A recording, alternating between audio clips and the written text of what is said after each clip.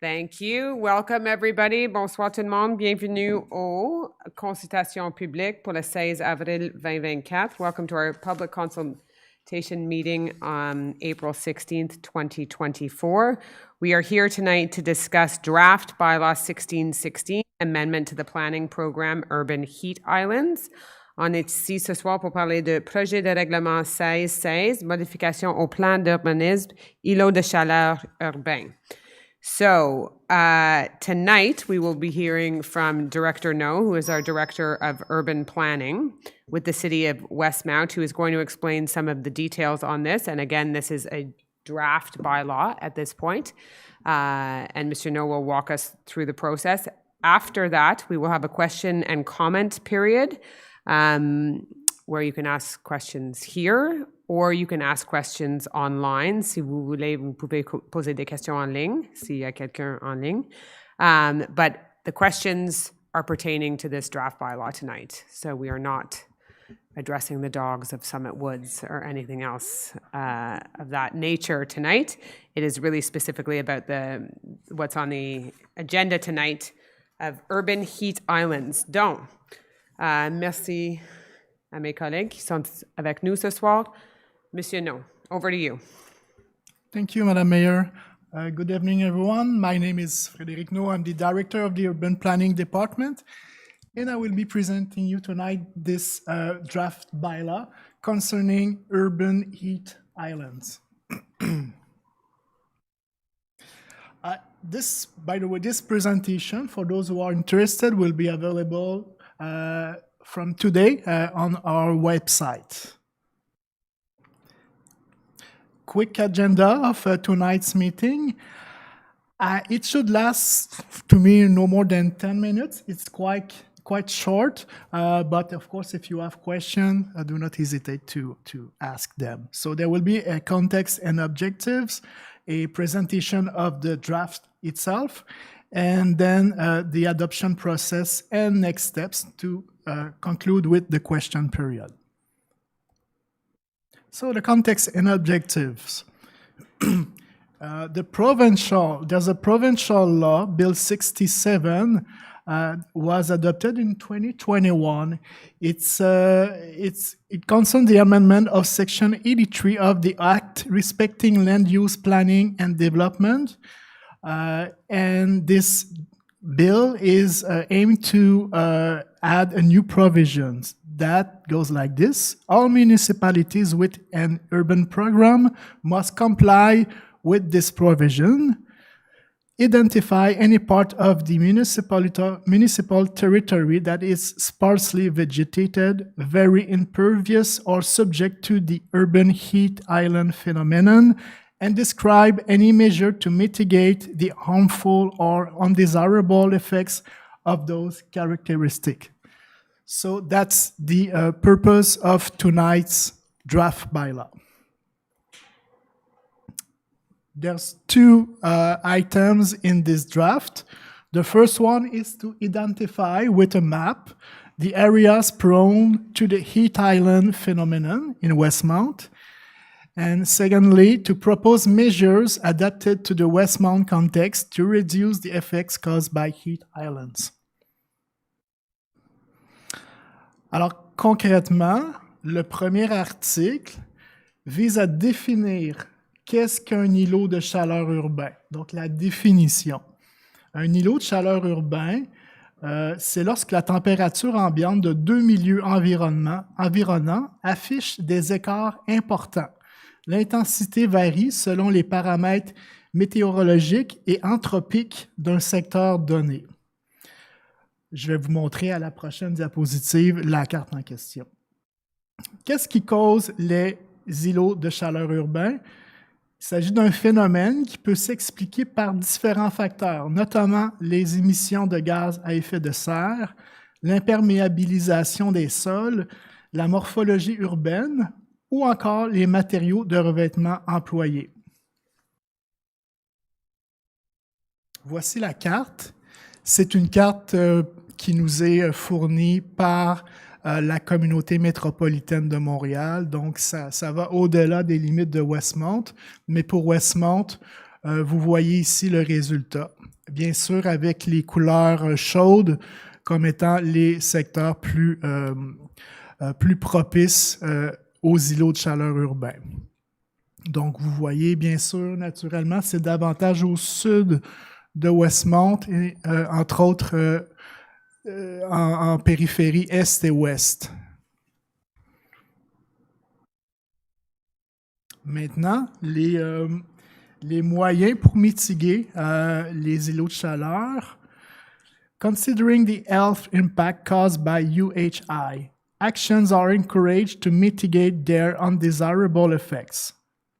To increase shaded areas with canopies or shade structures, increase plant cover by revegetating existing mineralized surfaces, promote the maintenance of forest coverage on private properties, use high albedo surfacing materials for mineralized surfaces, use permeable or honeycomb paving instead of asphalt or for parking areas. It continues here. Encourage green roofs or white roofs for buildings with flat roof. Consider the possibility of modifying minimum parking standards, particularly in areas well served by public transit, and encourage the use of active transportation and ensure that facilities are adapted to it. I want je vais donner cette information qui est très importante. La liste que vous voyez ici, ce serait intégré au plan d'urbanisme, au planning program. So this is not a bylaw that is applicable directly to the citizens. It's on the planning program. This is the first step. The second step, after the adoption of this bylaw, will be to modify, if necessary, to modify our zoning bylaw and other bylaws. So this list is not directly opposable to residents. Now the next steps. We are April 16, so this is the public consultation meeting. This is important to say that it's not subject to referendum approval because it's mandatory. We have to include this in our planning program. The next step will be on May 6 with the adoption of the bylaw. That can be with or without changes if the council judge necessary. And lastly will be the issuance of the certificate of conformity by the agglomeration. C'est tout pour moi. Donc, toutes les autres villiers font la même chose, il faut faire exactement la même chose. Donc, est-ce qu'il y a des questions dans la salle ou en ligne? Il n'y a rien en ligne pour le moment. So if there's a question, you have to come up to the microphone and just state your name and your question. It's Richard Dufour from Anwath. Good evening. Thank you for the presentation. I was kind of reassured to hear that this is just a preliminary kind of framework and not a bylaw, because it lacks really any kind of direction or movement. No offense to you, but in terms of making concrete measures, it's very airy-fairy. It's just, encourage, consider, and so on. What I'd like to know is if the city is committed to being specific about some of the directions that are mentioned in there. And I talk about specifically white or green roofs. I think Westmount is one of the few municipalities on the island of Montreal that does not insist on white roofs. I'm talking about for membrane roofs, which the old tar and gravel right now, we use elastomar. Yeah. And there are different materials that are used. And it's funny, I have two people building a garage in my backyard, and I can see they're just using a dark gray roof. And why do we not have a bylaw that insists on that? That's number one. And secondly, in terms of, parking, reducing the need for parking in terms of insisting, depending if it's a single-family home. I know NDG has gotten rid of that. You mean the minimum parking Minimum standards? parking, yeah. So for example, I'm not talking about, you know, a 50-unit building where you're not going to have any parking, but we can certainly reduce the number of parking spots, like 1 to 2 ratio, for example, and for single-family homes to actually remove that requirement, which is not to say that somebody cannot have one, but if somebody wants to convert their parking spot into a garden or grass or whatever, then that should be permitted. Those are two of the things I would like to address. Okay, so we definitely will look at the roofs. We don't have a bylaw in place right now, but it is something that I think this council is very willing to consider. And for the parking minimums, it's a roadblock also as well to converting what we're seeing cities doing all over the place where we have a surplus of office space. So if you have a parking requirement attached to residential, you cannot convert those, you can't necessarily convert some of those buildings. So that is also something we will consider, but we do not have a bylaw on that at this point. Right now, the minimum 1 parking spot per is still in place, but it is certainly, we are behind many, many others that have already lifted that. And it's not to say if the market were to demand to have parking, then, or if you wanted to, it just means that you don't need it. Conrad Peart texting in here, so he probably wants me to comment on something. Anyways, no, he would, and I can assure you that Councillor Peart would agree with the 2 suggestions that you're making. Thank you. I do have some other suggestions in terms of lessening the urban heat island effect, but perhaps I could talk to you about that in person later on. Perfect. Thank you. Thank you. Any further questions? Ross Brown from Victoria Avenue. Welcome. Thank you. Interesting presentation. My concern is how binding the bylaw is on the actions of the council. I mean, obviously you want to target the areas that have the highest UHI. So is that priority going to be reflected in some kind of action plan with the dates and activities, and so people can say, okay, we have this problem, we have a heat island here, we want to address it, we're going to change the surface of the road, we're going to change the roof, we're going to plant more trees, but where's the timeline and the action plan? So I think as Director No, I mean, he can address this as well. This is bringing us up to speed with the AGLO, and that's the action plan will come after, right? Is that how this is essentially rolling out? Yes, in fact, and regarding the precise areas like that are in red, there's around 50 zones in Westmount, so we can address some situations that are particular to such zones with particular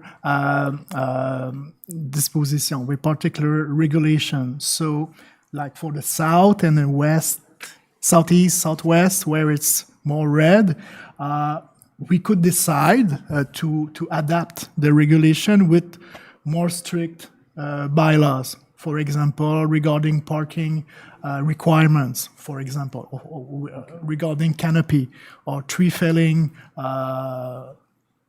dispositions. So we can adapt it depending on the area as well. So we could expect some prioritization of actions coming out of this. Yes. Thank you. Thank you.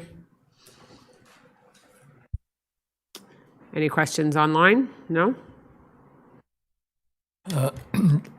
Dennis Barrow, 36 Burton.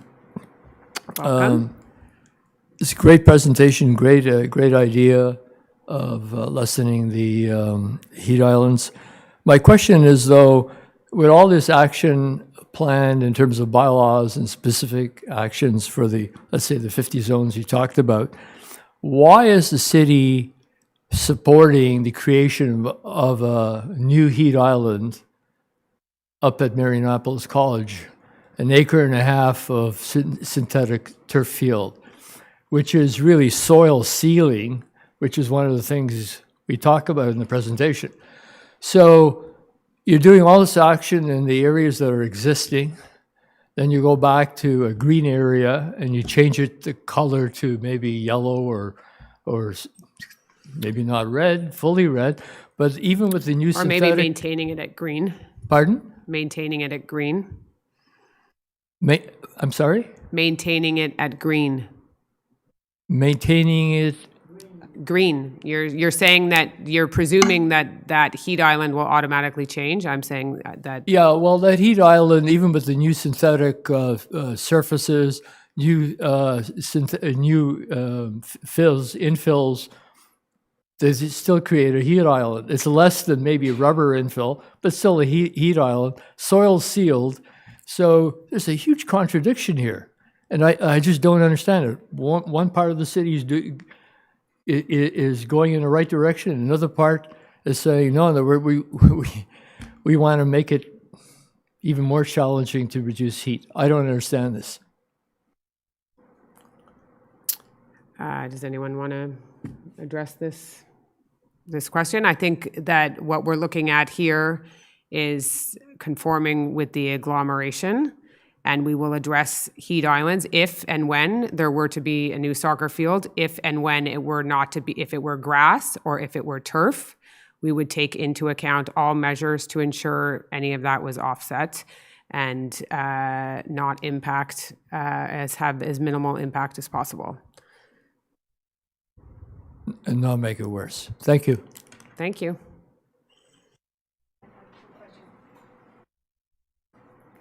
Penny Arsenault, kind of Hi. along the same lines as what Dennis was just saying. As far as the actions are concerned, I think they're good, but like what about some inaction? Like, for instance, maybe not doing an artificial turf, but also not cutting trees. You know, that Douglas Memorial, they cut basically an entire row of shrubs, 2 big trees on the corner of Lansdowne and St. Catherine. But that's not to do with the Memorial Garden. It's not, because when I spoke to the work That's people, not in the Memorial Garden area.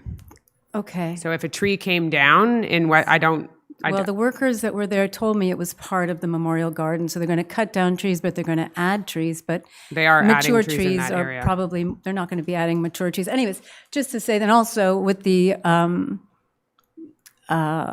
artificial field, there are a lot of, well, even if you were to make your green field into a full-size, regulation-size soccer field, you're going to be cutting down 12 to 13 trees, according to my measurements. Mm-hmm. So, yeah, is there anything in the bylaws that call for inaction when you have a green space, basically?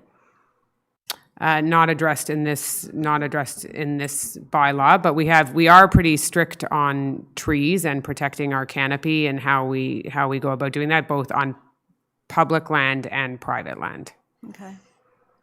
Because when I walked up to Marianopolis, I hate to keep harping on the same thing. It's a really hot day, and when I got up there, it was really nice to get underneath the canopy of trees, and I could just think that probably those would be gone once the field was built, as an extra comment. So I can assure you, if any trees did have to come down anywhere, so whether it be in a memorial garden, it should be called a memorial.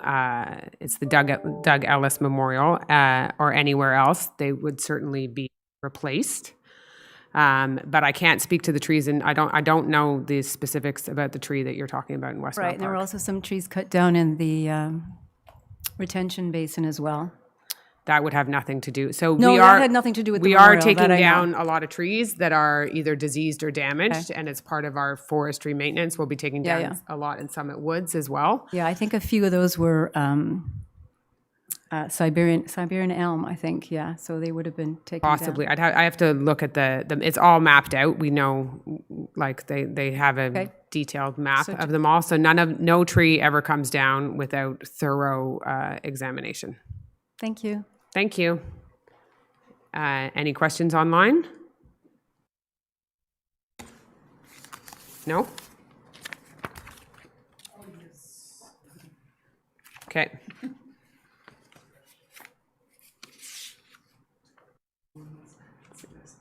Oh, okay. A test question. Okay, I think that if that's the end of the questions tonight, we will close the meeting, and the city will receive, if you have any further comments, please send them in, and the city will be happy to consider those. But this is, as I think Mr. No explained, a first step. So thank you very much for coming. The meeting is adjourned.